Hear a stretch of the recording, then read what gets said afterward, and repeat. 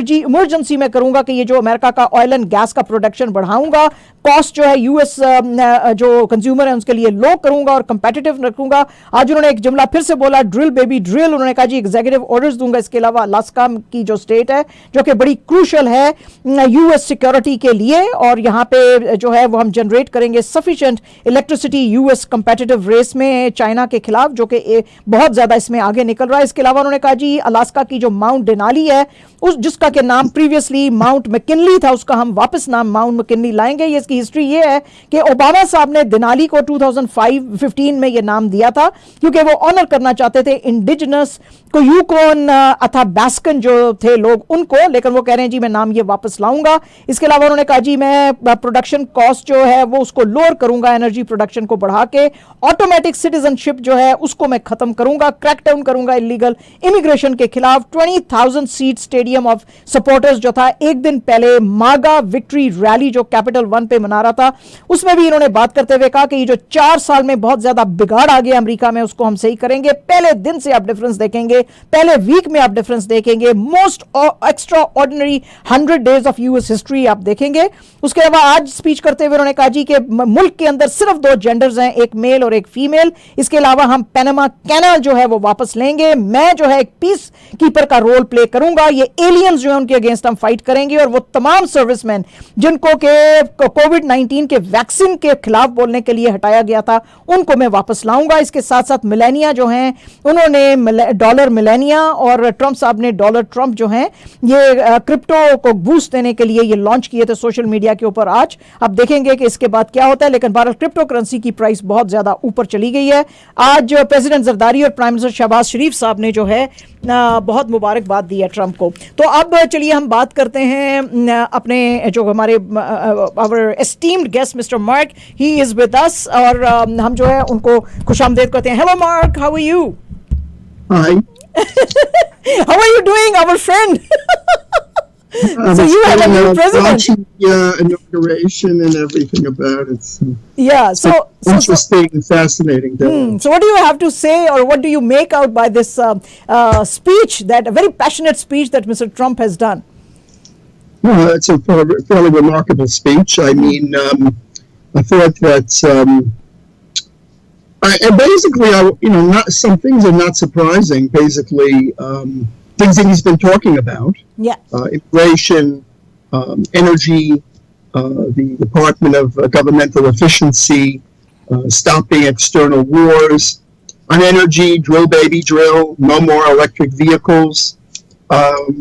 He talked about the Middle East and the hostages coming home. He talks about the economy. But what he doesn't talk about, unless I didn't listen carefully, I didn't hear a lot. I heard about Panama, but I didn't hear about tariffs against Canada or tariffs against China. Maybe he did, but I don't recollect it. Maybe you do. I don't recollect that he brought that in, which is interesting because No, he did not. He did not. Yeah, so that's indicative. It's interesting what he didn't talk about, what he did talk about. And, I would also say the backdrop of this is the fact that before the inauguration, Biden pardoned his entire family, and he pardoned the entire J6 committee, including Liz Cheney, and Dr. Fauci and General Milley, and also his close family. He already pardoned Hunter Biden, but he pardoned his siblings. I know brothers, sisters, I don't know who they are. So his entire family got pardoned. Fauci, Milley, and the whole January 6th committee, select committee, right? And at the same time, Trump has promised he is going to pardon the so-called J6 hostages. So if he does that, then presumably it's a clean sweep, and that we're not going to be dwelling on that. But it's interesting because by pardoning the select committee members, and that's actually could be legally problematic. A pardon by a president for federal crimes is not challenged. You cannot be challenged in court. But what's interesting is some of the people in Congress have said we're going to call them to a hearing. They cannot then take the Fifth Amendment because you can't, once you're pardoned, you can't say I won't testify on the grounds that may incriminate me and I'll get in trouble because I can't get in trouble. So it's really, this can spin and spin and spin and spin, and I think it's better for the country that we stop it. Also, on immigration, to answer your point, I didn't see anything that was, the Alien Enemies Act of 1798, that was very interesting, unusual, because if I remember correctly in American history, I teach American history, that one was against French citizens, against France, because the fear was that France was going to take over the United States, the French regime. And then he talks about sending soldiers to the border. That was also questionable because the Posse Comitatus Act, and also the issue of birthright citizenship, namely, child is born here, they're a citizen, and their parents are illegal aliens. They'll try to get citizenship. He's eliminating that. Problem is, it's in an amendment to the Constitution. So, like I said, he charted out everything he's thinking about. Also gender, the two genders. He talked about, social engineering of race and so forth. So it's all, as you said, Gulf of Mexico is the Gulf of America. Panama we talked about. So, and he didn't talk about Greenland, I don't think. He didn't talk about Canada. And he didn't talk about tariffs against China. So I think he set out his menu. Yeah, absolutely. I just told also in news that it was very, very surprising that President Biden has given pardon to General Miley and Dr. Fauci, because mostly these presidential pardons at the end of the term is given to the convicts. But these are not convicts, and he said also, don't take me wrong, anyone who does wrongdoing is punished in this country. So that definitely came with a surprise. Yes, it was surprising also on part of Trump also not talking about Greenland, because he has been very passionate about it. However, more surprising was not talking about the 25% tariffs on Canada and China. But I was not really that surprised, because just about a few days back he talked to Xi Jinping, and I think he was talking about that we are two bigger leaders and we need to bring peace and harmony. And today, even in his speech, he said that I am going to be a peacemaker. So I think maybe he's trying to get rid of all these trade wars and all these, things which create a bad taste in the mouth. And he wants to have a more harmonious world. What is your take on that? Well, I don't see the reality of having a harmonious relationship with China. I don't think that's realistic, to be candid with all respect. China is a country that persecutes its Uyghur population and wants to take over Taiwan by force, has taken over Hong Kong, and has imprisoned human rights activists for being human rights activists, for just making statements. So living with the Chinese on these terms is not feasible. We need to protect Taiwan. We need to prevent China from coming in with TikTok, right? We didn't really mention that, but the TikTok deal was off. The Supreme Court agreed that it should be banned, but Trump saved it with the idea that an American company would get 50%, which is exactly compliance with the law that allows TikTok to continue, but not China as a foreign adversary. Now, to your point about the pardons, that's very important. The president can pardon for federal crimes, not for state crimes. Also, you asked me about Milley and Fauci, but I think Biden did pardon, and Trump talked about this in one of his speeches today. He pardoned, not only did he release the jihadists in Guantanamo and sent them out to the world to go fight again and commit murder in there, he also pardoned a whole large group of murderers. This is what Trump said. Yeah, a lot of convicts in prison for murder. And in fact, some of the families of the victims have been protesting, screaming, why is he allowing a pardon for these murderers? So I would say that, he's using the pardon, his family. Now, Milley, there was a tricky thing because he had tried to circumvent the chain of command during the Trump administration and directly talked to China and said, hey, you could go with me. You don't need to go with the president. As if the president was some kind of like dysfunctional. Trump was like this was dangerous or in charge of the nuclear, if you remember this whole thing. Yes, I remember the whole thing episode. Yeah. That was a breach. He really tricked the president. Yeah. And as far as Fauci, I mean, not one. I mean, yeah, no, I don't know. I don't feel anything terrible about Fauci, but obviously, we don't know the full extent of what went on in Wuhan and that laboratory. And frankly, I thank God that we're not having to deal anymore with COVID, hopefully. I don't know if there's going to be another pandemic of bird flu or something else.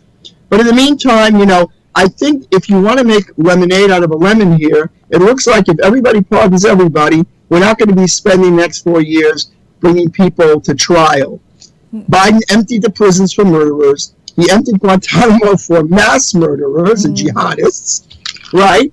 I mean, but they were, Dr. Mark, it's crazy. But Dr. Mark, they were at Guantanamo Bay without any hearing or without any due process of, the trials and law. So they were just there for 20 years, and that's why they had to let them go.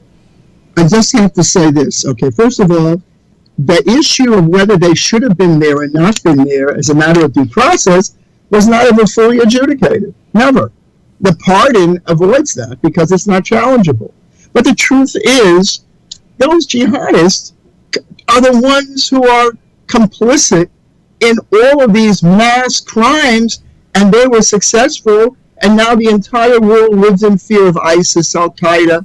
We have attacks in New Orleans. I mean, these are these people.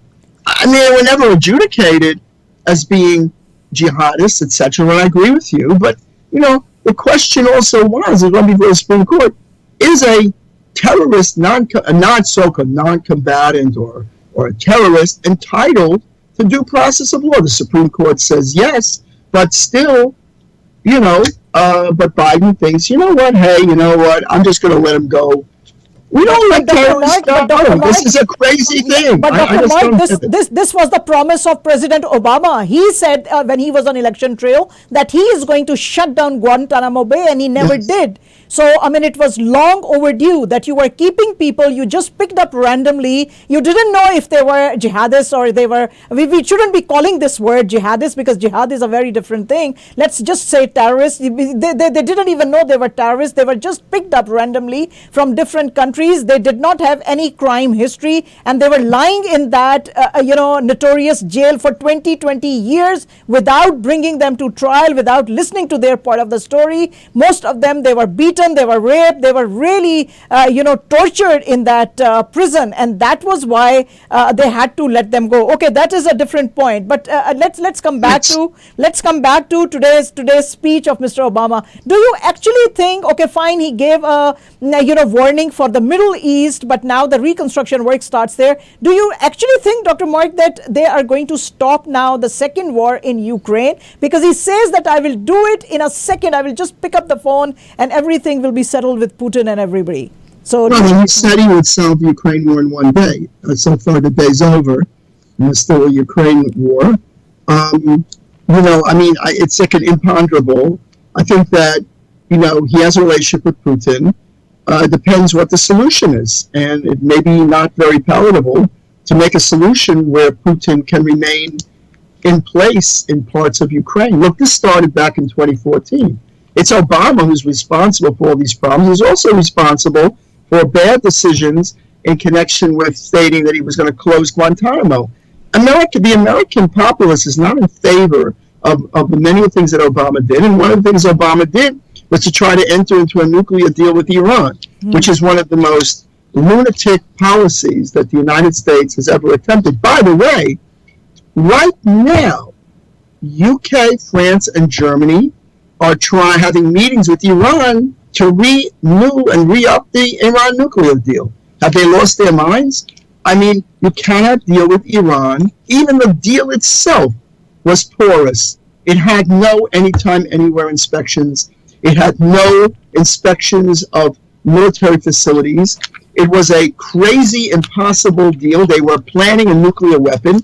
They need to be stopped. Otherwise, when you say forever wars, you'll continue to have wars if Iran is able to launch its malevolent policy of empowering these malevolent Houthis and Hamas and Hezbollah. All these groups get their support from Iran. Iran is a worldwide terrorist.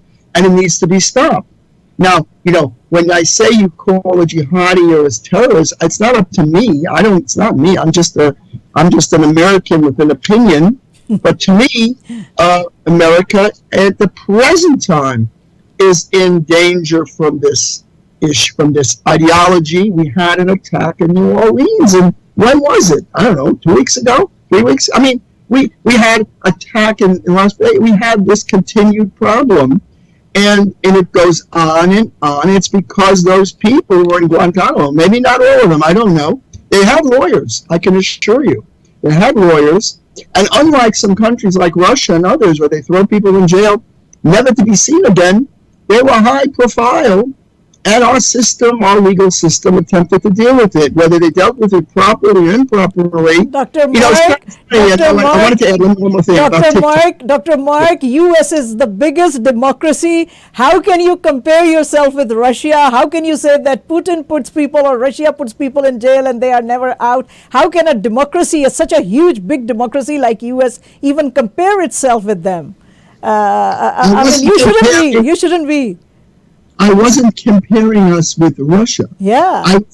I was merely saying that our system is very, very concerned about rights of prisoners, rights of defendants. I'm a lawyer. This is ingrained in us in law school. We learn this. Our system under our Constitution, the Fourth Amendment in particular, the Sixth Amendment, and Fifth Amendment, is replete with and powerful protections for defendants. And in fact, if you look at New York, I don't know if you've ever looked at New York, we have a system here where basically people commit crimes on the street and kill and murder people, and then they get released. Now, how is that possible? I mean, that's just not possible, but it's what goes on because our system is ceasing to function in the way it's supposed to cease. It's over protective, and that's a whole issue of about criminal law, but I don't think it's unfair to compare America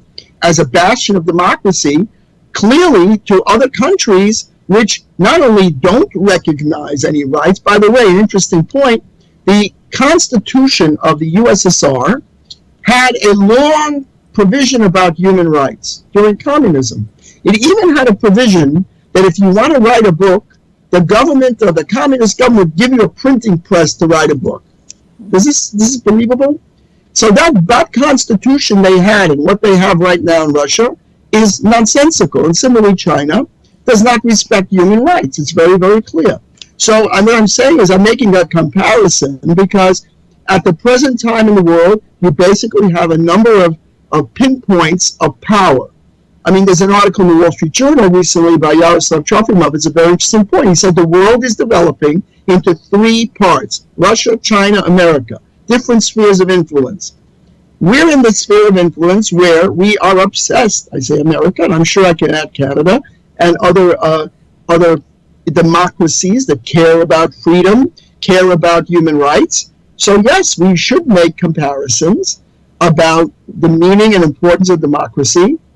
And I'm not embarrassed to say that I'm concerned that Ukraine war could end where Russia could remain in place in parts of Ukraine. And in fact, the war might never end, like the Korean War. The Korean War never ended. It's an armistice. That might be what he has in mind to solve it, where Putin remains in Luhansk, Donetsk, and he remains in place, and he stays in Georgia, and he stays in Abkhazia and South Ossetia. He has a sphere of influence. That's very dangerous, but I mean, honestly, between you and me, can you come up with an idea of how you can make Putin withdraw? Okay. I was just quoting Trump, Mr. Trump. He said that in one day I will stop that. Yes. Okay, yes. Dr. Mark, you are such a kind person. You give all the details, and at the same time you try to scold me also. But I take it as your loving gesture. I take it as your loving gesture. Not at all. Okay. Dr. Mark, do you see in the coming days U.S. taking any action against Iran? Number one. Number two, do you see actually U.S. getting out of NATO? What is your reading on these two issues? Well, I mean, let's start with NATO. I mean, Trump says NATO is useless. We got to get out of NATO. I mean, to me, it's like the big tariffs against Canada. I don't see it. I mean, I see the pressure on the NATO countries to up their contribution for defense from 2% to 5%. Now, by the way, the NATO issue is tied clearly to the Ukraine war. I mean, look, the problem here is internally in our country, the Republicans don't want to fund the Ukraine war. I mean, you have to stop wars because, it's isolationist. The Republican Party has had that stream. Americans have. They want to do America first, right? Now, America first was also the justification not to get into World War II. So you can't really hide your head in the sand like the ostrich. We have to address this issue. So that's on NATO. So I don't believe it is feasible. By the way, I don't think there's any way to get out of NATO. I don't think so. There is no function or no functionality to actually withdraw from NATO. There's no way to do it. You can't actually kick someone out. It is a defense pact, and the pact is there. And I think probably you would need the Senate of the United States or Congress itself to pass a law to withdraw the United States from NATO, which would cause it to collapse, because the fulcrum of NATO is the United States. And the truth is Article 5, which is the collective defense provision, has never been invoked. I only think on 9/11, maybe once or maybe twice, it's never been invoked. But it's very important that it's there. And I think that Trump's point on that is just, if you want to have this, you've got to give more money of your GDP to defense, because we are getting outgunned. I'm talking about the allies. I'm talking about Canada too, and all of the countries of Europe. You're going to get outgunned and outmaneuvered by Russia, China, North Korea, and so forth. Now, Iran is a very big problem. How to deal with Iran? So I think that there is a very strong look. The Iranians sent thousands of missiles, hundreds of missiles against Israel. The United States, with Jordan and others, got together and destroyed all those missiles. Iran's defenses have largely been destroyed by Israel. They still definitely have a nuclear program. There's no question about it. Netanyahu showed that. He also showed the Israelis got into some storage area and showed all the records. For years, the Iranians have been seeking to get a nuclear weapon. I mean, and their fissioning or fissionable material is up a certain amount. So that has to be stopped. Not up to me, up to the president, up to and it's not just Israel and the Middle East that has this feeling. It's the UAE, it's Saudi Arabia, it's Bahrain, all those countries. And that's why they entered into the Abraham Accords. They didn't enter into the Abraham Accords because they suddenly woke up in the morning and said, I think we should have an alliance with Israel. No. They did that agreement because they were fearful of Iran, rightfully so, because Iran has been the main threat to the peace and stability of the Middle East. Is the whole point of the Abraham Accord. So I think that has to be, something will happen on it, but what it is impossible to know. But that's very interesting, Mr. Mark. That's Dr. Park. This is very, very interesting. But Jeffrey Sachs doesn't really, agree with you. He says that you guys need to meet Iranians. They are very nice people. Anyways, this is again besides the point. My last question, absolute last question from you, because you are such a luminary. So I just want to cover all the topics. Okay, you're very good friend of Mr. Trump, Mr. Modi. Howdy, Modi. Remember? He was not called on the inauguration. How is that? How do you think that being such a close ally in the coming days, trying to keep China to the wall and calling Mr. Modi his friend and then not calling him on his inauguration, what is that feeling? Does he actually want to put some sanctions on India like he said earlier, not today, but earlier? So what is your feeling about this? I'm not going to be a luminary on this one because I just don't know the answer. I mean, Trump is very unpredictable, and that's true. I mean, we read in the paper here that he called up Mayor Eric Adams of New York in the middle of the night. He did, or his people, like, please come to the inauguration, and he had to drive in the middle of the night. Yeah. 2 o'clock in the morning. Why he doesn't invite Modi, he's embraced, who's come here, and has, this community. It's befuddling. Is it an oversight? I don't get it. He invited Xi Jinping, and the vice president, I believe, of the People's Republic of China did come. He invited Milei, the Argentinian guy, because he loves him. He's also one of these make Argentina great again. It's very hard to understand that. Although I don't know whether there were representatives of India and Pakistan at the inauguration. I'm sure there were. Representatives of there were representatives, but Modi was, just absent by conspicuous. His absence was very conspicuous. That's a perplexing. Now about Jeffrey Sachs, I don't know much about Jeffrey Sachs, but if he thinks the Iranians are great guys and we're not so, respectful of them, I think the record proves very, very clearly that Iran, for example, destroyed a community center in Argentina. It has supported the Houthis, Hamas, Hezbollah. It was in Syria, in every place that it is. And also it subjugates and persecutes its own people. I think I just read they just had executed 2 judges, just had to execute it. Yeah. I mean, hanging people from cranes. I mean, honestly, this is the 21st century. This has to stop. And by the way, who is the biggest subject of this? The people in Iran are wonderful people with a wonderful history and culture. At least that's my opinion from what I've seen. Yeah. And they have been persecuted by this militias and all of these internal police, worse than the Savak that under Shah. I mean, I don't know. I'm actually friendly with one of the hostages who was held in the Iranian hostage crisis. Oh. And, they treated our American diplomats so brutally, 444 days. So, there is no goodwill with them. And once they are removed, that is to say, the Ayatollah and his whole gang, they will be a breath of fresh air in Iran, and it will return once again to reclaim its deep friendship with the countries in the Middle East, with the United States, which it hasn't been able to do. So I don't know how that's going to turn out. To answer your question, I cannot possibly predict that. But I hope for the Iranian people that there will be an opportunity for them to be free. And that's what I feel very strongly about, certainly as an American.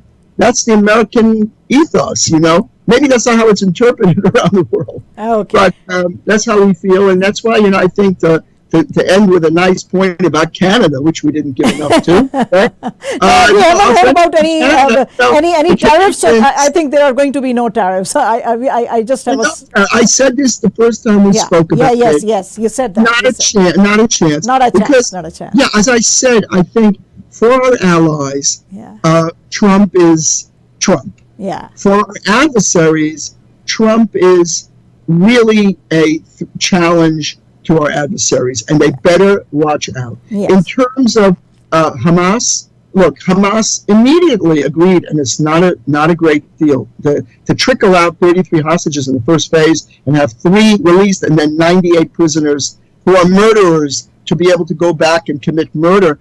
It's just something, but you know what? It is what it is, and something happened.